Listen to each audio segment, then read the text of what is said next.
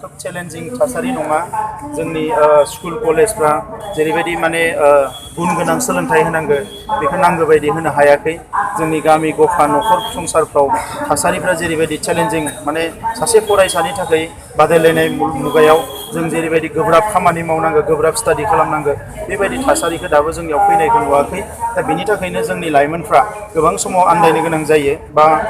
school college गारनो गोनां जादों दा बेनिखायनो बे जोंनि गुबुन गुबुन जेंना जोंहा दङब्लाबो लाइमोनफोरनि गेजेराव गोब्राब मोनसे खामानि मावनायनि थासारिखौ जों लाबोनांगोन दा दिनै बेवहाय इयुथ एवारनेस जि प्रग्राम लादों आं बेखौ साबायखर बावदों आरो बेनि गेजेरजों जोंनि कख्लाबारि ओनसोलनि लाइमोनफ्रा जथेस्थ' सांग्रां जागोन होननानै आं सानदों रायजो राजाफोरनि सायाव नोंथांनिया बिबुंथिया मा रायजो राजाफ्रा बयबो मोजाङै थानांगौ कर'ना भाइरासआ दाबो सोलिगासिनो दङ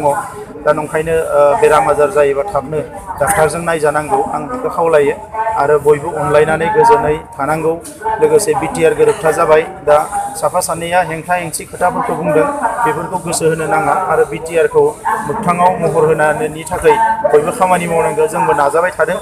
आरो बिनि गेजेरजोंनो माहारि जौगानाया रोखा जागोन आं बेखौ बुजियो दा नंखायनो बयबो खौसेयै बिटिआर गोरोबथाया मोगथां महर होनो थाखाय जाय दोलोआ दिनै सरकाराव फैयोब्ला जों बिटिआर गोरोबथाखौ इमप्लिमेन्ट जाहोआ होनदों बिसोरखौ बोखारनानै जाय दोलोआ दिनै इमप्लिमेन्ट जानायखौ लुबैयो बेखौ पावाराव लाबोनो थाखाय आं खावलायो थेंक इउ